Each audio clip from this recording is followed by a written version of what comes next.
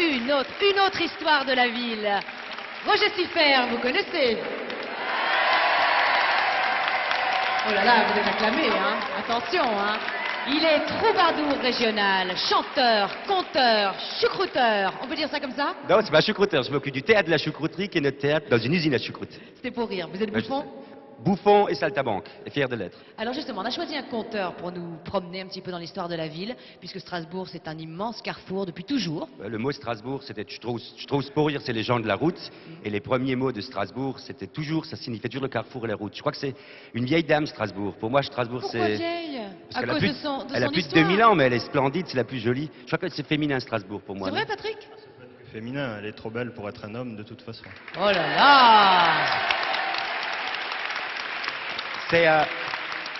C'est une ville qui a été beaucoup de choses. Elle a été celte, et on a été celte pendant plusieurs siècles, et le côté celte est resté un petit peu le côté indien, comme ça, le côté solitaire. Ensuite, on a été romain, on a gardé le sens de la propreté des Romains. Ensuite, on a été les Allemands, c'est ceux qui nous laissaient leur langue, et puis ils sont venus un petit peu tout le monde, les Suédois, les Hongrois, les Huns, les barbares, même le duc de Lorraine, les Allemands, ce qui nous a fait changer 5 fois de passeport en une vie. Il y a des vieilles personnes qui ont changé 5 fois de passeport, ce qui fait Mais que vous aimez ça, vous avez le sens de l'humour. Oui, on a le sens de recevoir. Oui, on les a tous reçus, d'ailleurs. Ouais. Un vrai melting pot, comme il vient de vous l'expliquer. Oui, c'est une ville qui est fabuleuse parce qu'elle elle est rose, pour moi, dans la tête. Quand je me l'imagine, elle est rose à cause du grès des Vosges. Et puis, il y a cette cathédrale qui est fabuleuse avec le doigt. Comme une maman qui dit aux enfants, Maï, Maï, attention, attention, hein, fais pas de bêtises. Mais en même temps, dans la cathédrale, il y a des gargouilles qui sont complètement érotiques. Sur le portique, il y a même le Plauce Orge Camille. Comment ça ça prouve vraiment qu'on a de l'humour, hein? Ah bah oui, vous le saviez ça? Oui, il y a le Plauce Orge Camille sur le portique. C'est vraiment quelque chose. Je peux pas le dire en français parce que sinon les Français ils sont choqués. C'est une ville qui est complètement mélangée. C'est-à-dire elle est à la fois protestante avec le côté austère, elle est catholique avec le côté fête, elle est en même temps juive puisque c'est une des plus grandes villes juives de France avec l'art juif dans le musée alsacien. C'est une ville qui est toujours, je dis, c'est une femme qui porterait un smoking mais qui aurait mis une cravate fluo.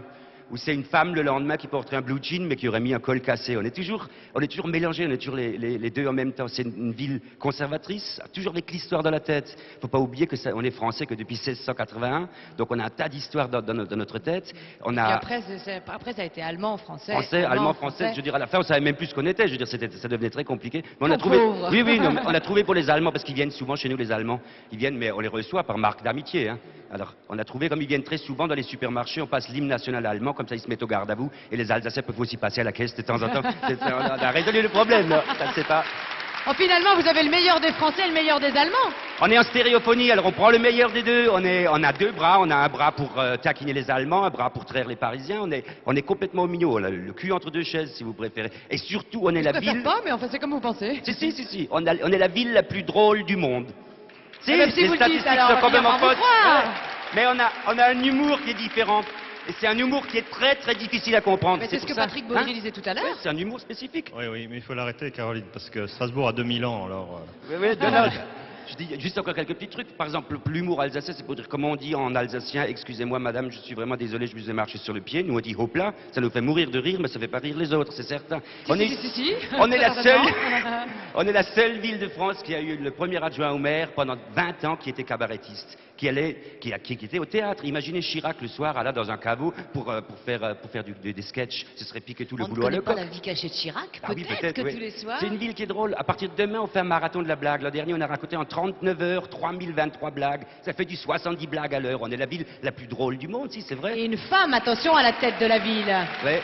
Ça aussi, c'est un coup d'humour, puisque la grande Catherine a été élue dans une ville conservatrice. Et alors, figurez-vous que Strasbourg, ville conservatrice, a élu une femme jeune, jolie, protestante et socialiste. C'est beaucoup pour un seul homme. Et surtout, on est le pont vers l'Europe, je dirais. On est la capitale de l'Europe parce qu'on les a tous dans le ventre et on a l'Europe dans le ventre. On est le trait d'union vers l'Allemagne. Je vous donne juste un exemple. Hein. La gastronomie, l'Alsace, c'est la gastronomie. Alors l'Allemagne, quand on parle de gastronomie, enfin je sais pas si on peut parler de gastronomie allemande. Disons les habitudes culinaires allemandes. Hein. Quand on mange en Allemagne, il y a beaucoup à manger, mais c'est pas très fin. Quand on mange en France, enfin en France de l'intérieur, c'est très fin, mais il n'y a pas beaucoup à manger. C'est pour ça qu'il faut venir à Strasbourg, c'est fin et beaucoup. Une pierre de coups. Si je vous disais, si je continuais mon petit jeu comme depuis le début de l'émission, et je vous demandais, si Strasbourg était un animal, lequel serait-il? Pour vous. Pour moi, c'est vous un qui animal. connaissez bien et la ville, et l'histoire, et les gens. Un lézard. Un lézard? Ouais. parce qu'on a l'air d'être froid, mais en fait, on est très rapide. Oh, et c'est mignon, un petit lézard qui se chauffe sur les pierres roses en grès de la ville, juste sur les colombages. C'est très mignon. Bien.